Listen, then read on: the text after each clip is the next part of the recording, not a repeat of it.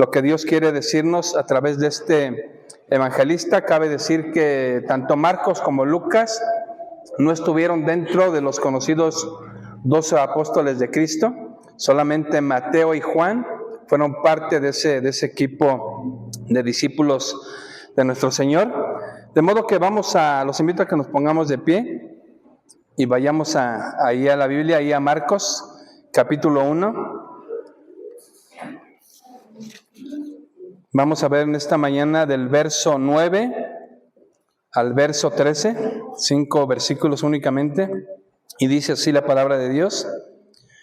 Aconteció en aquellos días que Jesús vino de Nazaret de Galilea y fue bautizado por Juan en el Jordán. Y luego, cuando subía del agua, vio abrirse los cielos y al Espíritu como paloma que descendía sobre él. Y vino una voz de los cielos que decía: Tú eres mi Hijo amado, en ti tengo complacencia. Y luego el Espíritu le impulsó al desierto, y estuvo allí en el desierto 40 días, y era tentado por Satanás, y estaba con las fieras, y los ángeles le servían. Que el Señor bendiga su palabra en esta mañana. ¿Pueden tomar asiento, mis hermanos? Y bien, cuando iniciamos leyendo este pasaje o cualquiera el inicio de los 4 evangelios, resulta demasiado interesante porque es la continuación de un capítulo en general que venía de la parte de atrás, y estamos hablando del Antiguo Testamento.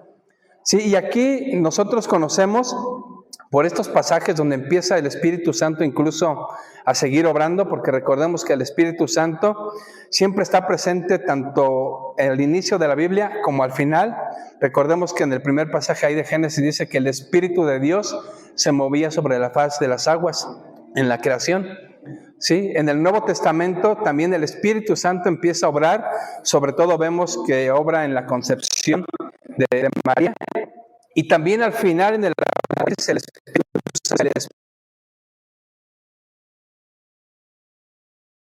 Dios, en toda esa relación de Dios con el hombre siempre está el Espíritu Santo, y a veces pensamos que no es así porque pensamos que el Espíritu Santo únicamente vino a obrar después de la partida de Jesús. Pero a lo largo de toda la Biblia, desde el Génesis hasta el Apocalipsis, vemos al Espíritu de Dios obrando en su plan divino. Entonces, nosotros con estos pasajes certificamos y comprobamos que la Biblia es un libro único, es un libro extraordinario, es un libro excepcional, y cualquiera que pueda emitir un juicio juzgándolo o criticándolo, sin duda alguna que primero, tal vez para emitir un juicio, primero hay que conocerlo. Si nosotros no podemos hablar con una crítica de una obra literaria, yo no puedo hablar para nada de las obras conocidísimas como la de Shakespeare, de esos escritores famosos, porque simple y sencillamente no las he leído, de manera que no tengo ningún tipo de derecho ni de autoridad de juzgarlos. Sí, así de la misma manera cualquier persona, por muy intelectual que sea, si no ha tenido un contacto con la Biblia en su lectura y incluso en su estudio, no tiene ese derecho de emitir un juicio sobre ella. Si nosotros de alguna manera conocemos su contexto, en este caso del inicio de los evangelios, sabemos que hay un contexto atrás. Sí, cualquiera que pueda decir, aquí está hablando ya de un tal Jesús. Espérate, ¿quién es Jesús? Entonces nosotros conocemos el contexto, era una promesa que había de venir un Mesías. Entonces estamos contextualizados en el inicio de estos evangelios. Sí, entonces algo de lo maravilloso de este pasaje, y no solamente de este pasaje, sino de la Biblia en general, y en lo cual nosotros podemos descansar, mis hermanos, de que estamos en una verdad grandiosa, es que este libro es único por una razón, entre muchas otras, es por el cumplimiento de sus profecías. Y precisamente este pasaje que estamos leyendo empieza a incluir a 3 personajes, a lo largo del Evangelio, habla por lo menos de 3 personajes que el Antiguo Testamento, vamos a hablar de 500 a 700 años atrás, ya había hablado de ellos. Sí, ahí en Miqueas 5 vemos que acerca de Jesús habla de un lugar llamado Belén, sí, donde dice: de ti saldrá el que será llamado Señor. La semana pasada nuestro hermano Luis hablaba acerca del personaje con el cual inicia Marcos, acerca de Juan el Bautista. Y ahí Isaías 40 nos habla precisamente de esa voz que clama en el desierto. Dice, enderezad o preparad el camino del Señor. Entonces, entre 500 y 700 años antes de esto, ya se había profetizado de estos personajes. ¿Sí? Aún de Judas, ese personaje que nadie quiere ponerle ese nombre a ninguno de sus hijos, ese personaje también ya se hablaba acerca de él. Sí, la palabra de Dios nos habla acerca de las 30 monedas que se iban a entregar por el vender al Hijo de Dios. Sí, nos habla también de aquel personaje que iba a comer del mismo plato de Jesús y lo iba a traicionar. Sí, entonces estamos viendo el cumplimiento increíble de profecías dadas cientos de años atrás. Y eso por decir un tiempo de 500, 700 años, porque sabemos que la profecía prácticamente se había dado desde Génesis 3. Sí, cuando Dios hace ese juicio, esa sentencia sobre la serpiente, diciéndole que de la descendencia de la mujer iba a haber ese personaje que iba a aplastar su cabeza de Satanás. Sí, entonces, llamado el protoevangelio. Y vemos entonces que estas escenas son el cumplimiento de esas profecías dadas cientos de años atrás. Entonces recordemos en la semana pasada, entre otras cosas, nuestro hermano Luis nos estuvo enseñando algo acerca de sobre quién era este Juan llamado el Bautista. Algunos dicen que bien se le pudo haber llamado también el arrepentista, porque su tema principal era el arrepentimiento. Por medio del llamado al arrepentimiento es que estaba preparando el camino del Señor. Entonces, esta cita nuestro hermano tomaba Isaías 43, donde dice, voz que clama en el desierto, enderezad el camino del Señor o preparad el camino del Señor.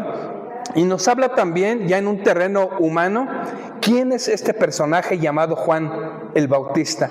Sí, nuestro hermano Luis nos hablaba acerca de dónde había nacido y la manera en cómo había nacido. Si vemos que su padre era Zacarías, sacerdote que servía en el templo, en el santuario, y su madre llamada Elizabeth. Sí, entonces conocemos a sus padres, a sus progenitores, que son Zacarías y Elizabeth. Y bien, entonces muchas veces a veces es muy difícil o casi imposible el dar datos acerca de un personaje o de algunos eventos bíblicos. Y entre estos puntos que podemos nosotros también tratar acerca de Juan es de que llegó a ser o fue un pariente del Señor Jesucristo. ¿Sí? Vamos ahí a Lucas 1, Lucas 1, verso 36 al 40.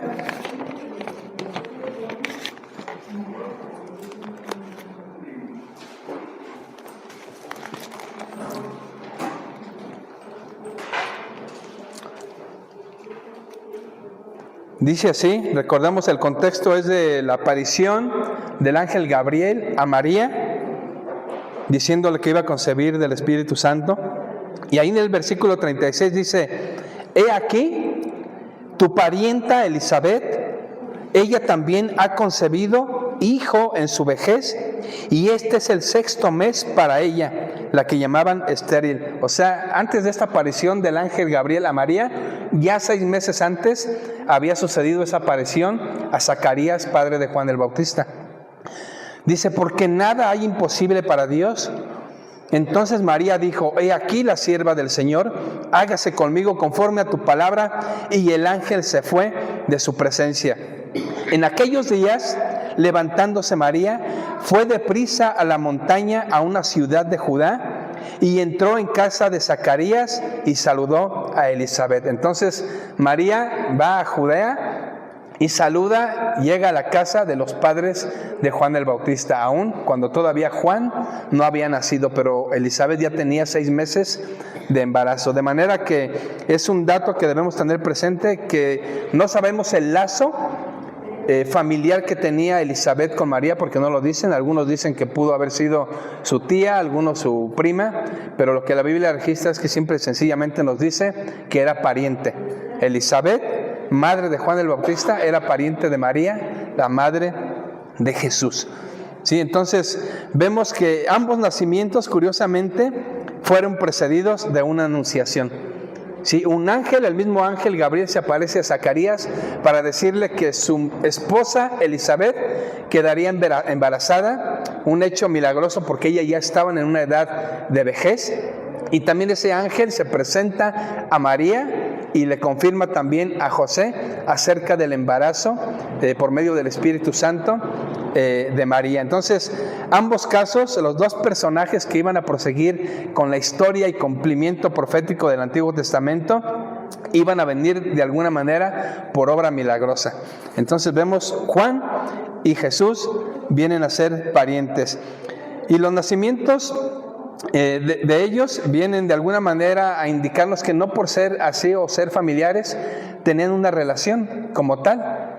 Yo creo que muchos de nosotros tenemos parientes a los cuales conocemos que lo son, pero nunca tenemos una relación. Sí, por razones de geográficas, porque viven lejos, e incluso aún si viven por el rumbo, nuestras actividades impiden que lleguemos a tener una relación incluso con nuestros familiares. Y bien, entonces vamos directamente ahí al texto, versículo 9 al 13, y dice así, versículo 9, vamos a extraer algunos puntos importantes, cuando nos dice, en aquellos días que Jesús vino de Nazaret de Galilea y fue bautizado por Juan en el Jordán. Al decir en aquellos días, se refiere a los días en que Juan estaba bautizando en el Jordán. ¿Sí? Entonces se refiere a ese tiempo de actividad de Juan el Bautista. Después en ese mismo verso dice, de Nazaret, dice Jesús vino de Nazaret de Galilea. Entonces vemos que del norte de lo que nosotros conocemos hoy en día como la nación de Israel, en otro tiempo llamado también Palestina, y en el tiempo anterior en el Antiguo Testamento sabemos que era la tierra de Canaán. Bueno, pues al norte de esta nación, de esta población, se encontraba la ciudad de Galilea. Sí, y al sur de la misma ciudad se encontraba Judá y específicamente el pueblo de Belén. Sí, entonces vemos que al norte prácticamente radican los padres de Jesús, José y María. Sí, hay cosas que muchas veces se especula acerca de lo que Jesús hizo de los 12 años a los 30. Salen muchas historias ahí apócrifas, sí, muchas narraciones acerca de cosas que Jesús hizo fuera de lo que está escrito en la Biblia. Sí, algunos dicen que Jesús siendo niño que veía algún pajarito que moría y que lo resucitaba. Nosotros no lo podemos asegurar ni podemos hablar al respecto, simple y sencillamente porque no está dentro de la Escritura, dentro de la Biblia. ¿Sí? Entonces únicamente nos limitamos a decir lo que está escrito. Y bien, entonces el Señor radica en Nazaret, al norte de la tierra de Canaán, al norte de Palestina o de Israel, y camina, hay una distancia aproximada entre los 110, 120 kilómetros en lo que es Galilea, en lo que es Belén o el área de Judá. Y nosotros, para hacernos no traje alguna proyección acerca del mapa de Palestina de ese tiempo, pero podemos imaginarnos, aunque la distancia es 7 veces mayor, pero estando aquí en Querétaro y en Monterrey, por ejemplo. ¿Sí? En este caso, Jesús se desplazaría de Monterrey a Querétaro, aunque hay 7 veces la distancia mayor, pero para darnos una idea del desplazamiento que tuvo que hacer Jesús para llegar al encuentro de Juan el Bautista. Y dice un tercer punto ahí en ese mismo versículo 9, fue bautizado por Juan. Y cuando llegamos a este hecho del bautismo de Juan hacia Jesús, vemos que se está cumpliendo prácticamente la tarea para lo cual Juan el Bautista había sido comisionado. Es decir, ya al bautizarlo estaba cumpliendo con la preparación del camino del Señor, enderezando sus sendas. Y lo presenta en otros evangelios, dice que cuando lo ve, le dice a la multitud, este es el Cordero de Dios que quita el pecado del mundo. Entonces vemos que Jesús llega a él se siente indigno de bautizarlo, le dice: yo no soy digno de desatar ni siquiera la correa de tu calzado. Sí, al contrario, tú me deberías de bautizar a mí. ¿Quién soy yo para bautizarte? Entonces recordemos las palabras de Jesús: es necesario que se haga para que se cumpla toda justicia. Y vemos que en este bautismo de Jesús no se bautiza en señal o que tendría de qué arrepentirse. Sí, él dice se bautiza para cumplir toda justicia, es decir, al decir esto es que Jesús se estaba identificando con los seres humanos. ¿Sí? ¿Y qué era lo que caracterizaba al ser humano? Que era un pecador. Si uno dice, es que esto suena contraproducente, ¿cómo se va a identificar como pecador? Bueno, recordemos ahí un pasaje de la segunda carta a los Corintios que dice que al que no conoció pecado, por nosotros lo hizo pecado. ¿Sí? Entonces Jesús se identifica con los pecadores y recordemos que de alguna manera espiritual Jesús se convierte en pecado de manera que es juzgado, precisamente la ira del Padre cae sobre él, ¿sí? Como pecador o como quien carga con la culpa de todo el género humano. Versículos 10 y 11. Y luego, cuando subía del agua, vio abrirse los cielos y al Espíritu como paloma que descendía sobre él. Y vino una voz de los cielos que decía: tú eres mi Hijo amado, en ti tengo complacencia. Bien, vemos que el Espíritu y el Padre confirman la presentación de Jesús como Mesías. Y vemos aquí algo interesante.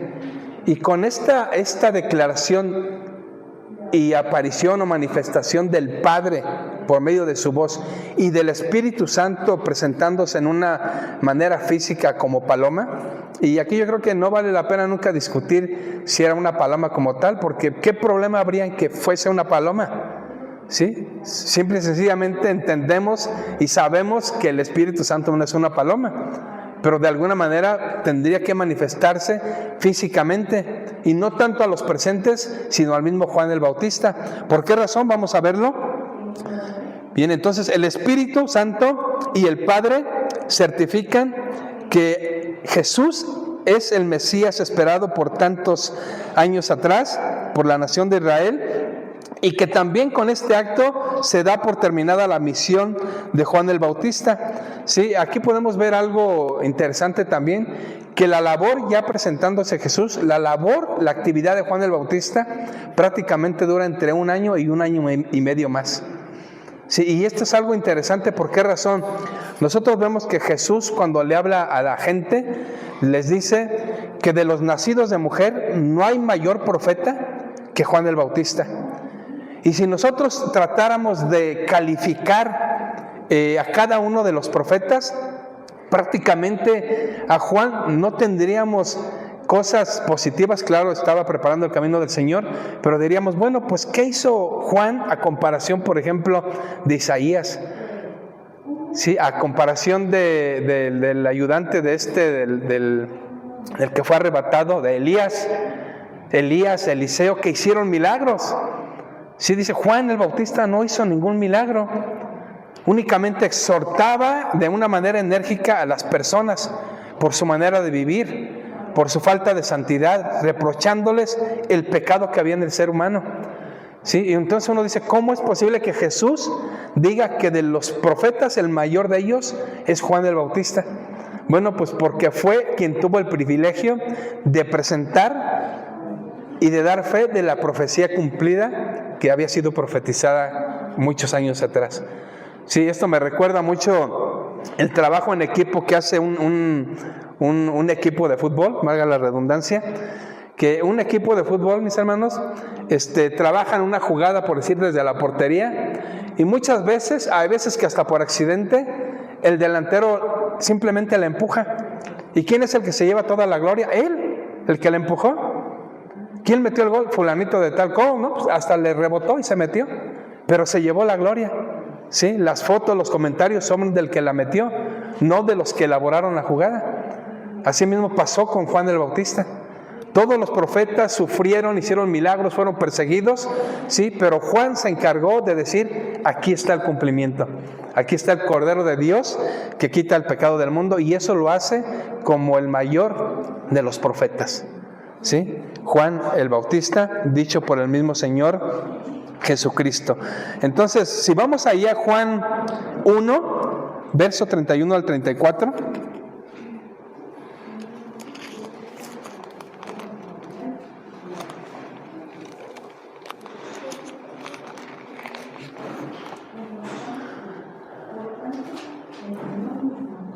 Vamos a probar que la actividad de Juan tenía que ceder.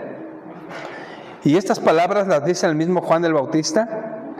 Les leo desde el 29, dice: el siguiente día vio Juan a Jesús que venía a él y dijo: he aquí el Cordero de Dios que quita el pecado del mundo.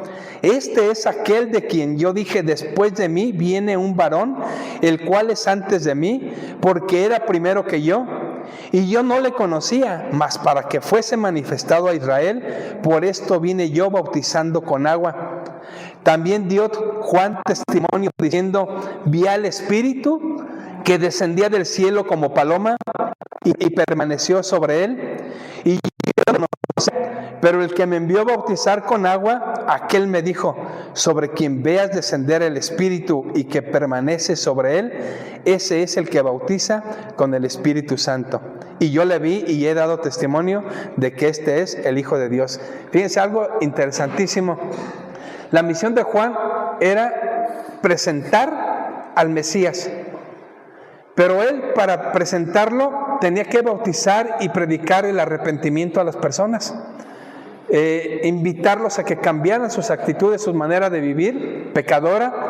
Pero él sabía que entre la gente que iba a acudir al bautismo iba a ser el Mesías, pero él decía: ¿cómo voy a saber entre tanta multitud quién es esa persona con la cual voy a dar por terminada mi obra? Y ya Dios le había dicho: sobre quien veas descender el Espíritu Santo, y en esta manera, ese es. Entonces era la señal que posiblemente Juan, cuando bautizaba a cientos o miles de personas, tal vez ponía esa atención.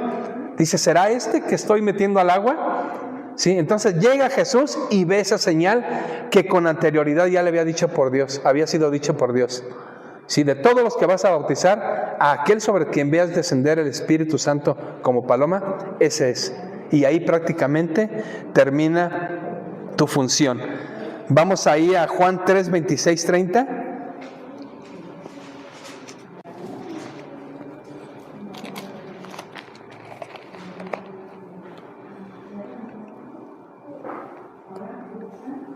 Y aquí se da cuenta efectivamente Juan que su labor prácticamente iba ya desapareciendo y que él tenía que ir en decadencia. Dice Juan 3, 26 al 30, desde el 25: entonces hubo discusión entre los discípulos de Juan y los judíos acerca de la purificación, es decir, del bautismo, lo que tenía que ver con el agua. Dice: y vinieron a Juan el Bautista y le dijeron: Rabí, mira que el que estaba contigo al otro lado del Jordán, es decir, Jesús, de quien tú diste testimonio, bautiza y todos vienen a él. Es decir, se está llevando a toda la gente y tú te estás quedando ya sin nada. Respondió Juan y dijo: no puede el hombre recibir nada si no le fuere dado del cielo. Vosotros mismos me sois testigos de que dije: yo no soy el Cristo, sino que soy enviado delante de él. El que tiene la esposa es el esposo, mas el amigo del esposo que está a su lado y le oye, se goza grandemente de la voz del esposo. Así pues, este mi gozo está cumplido. Aquí, al decir este mi gozo está cumplido, Juan estaba diciendo: estoy contento porque ya cumplí mi misión, he presentado al Mesías prometido. Este mi gozo está cumplido. Y termina diciendo en el 30: es necesario que él crezca, pero que yo mengue. Sí, aquí Juan entendió que prácticamente estaba quedando fuera del escenario. La misión para lo cual fue enviado y la misión para lo cual incluso había nacido, había terminado. Sí, y vemos que meses después es apresado y es degollado. ¿Sí? Le cortan la cabeza. Y es interesante todo esto porque dicen cómo, siendo el mayor de los profetas, Jesús, quien podía hacer prodigios, milagros, y que en el libro de los Hechos, presos, Pedro, Pablo, fueron liberados de sus prisiones, no solamente de cadenas, sino salir de la misma prisión donde estaban. ¿Cómo Dios o Jesús no hicieron este tipo de milagro con Juan el Bautista? ¿Por qué no enviaron un ángel y lo liberaron de la prisión? Sí, es algo que uno puede decir, bueno, simplemente pudo haber permitido que su función terminara, pero que no fuera su fin de esa manera tan terrible, ¿sí? De que le fuera cortada la cabeza a Juan el Bautista. Sí, entonces vemos que la actividad de Juan termina al presentar al Mesías. Y vemos aquí, hermanos, una enseñanza que nos deja este pasaje acerca del bautismo de Jesús, donde el bautismo ha venido a ser un tema muchas veces controversial, y nosotros hemos aprendido que prácticamente el bautismo, después del arrepentimiento y después de haber entregado nuestra vida al Señor, el bautismo en agua prácticamente viene a ser el primer paso de obediencia del creyente en la vida cristiana. Sí, y no solamente para la vida cristiana, sino para la vida de servicio cristiano. ¿Y por qué razón? Bueno, vemos que en este pasaje Jesús lo hizo. Pablo lo hizo. Vamos ahí al libro de los Hechos 9, 17 al 20, no lo busquen. Nosotros conocemos el contexto donde Pablo, al perseguir a la iglesia, vemos que se dirige hacia Damasco, un lugar de Siria, y a medio camino el Señor se le aparece, ¿sí? Por medio de una gran luz que dice que lo deja ciego.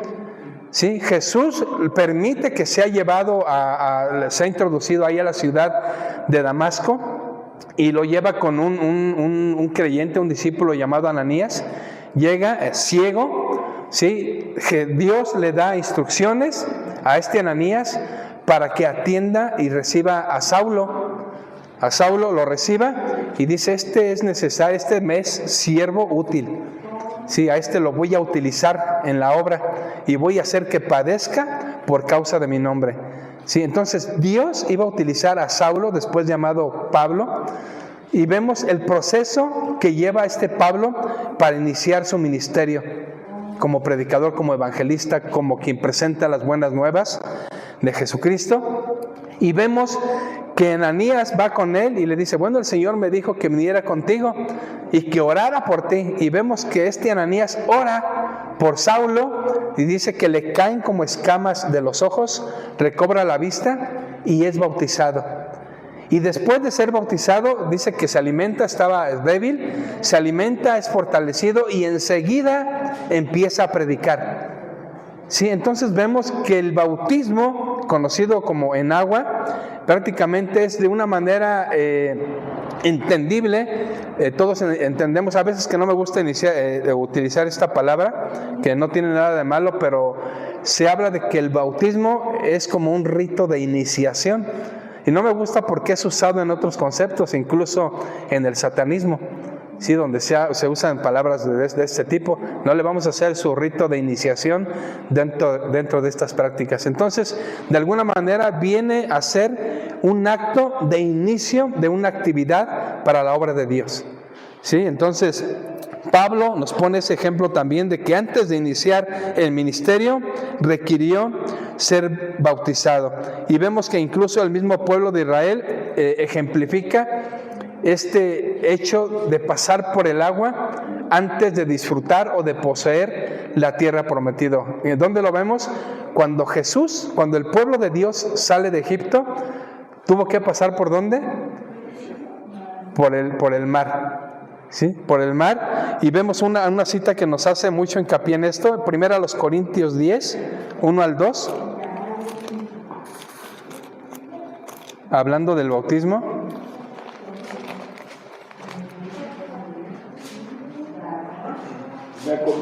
Primero a los Corintios 10, versículo 1 y 2.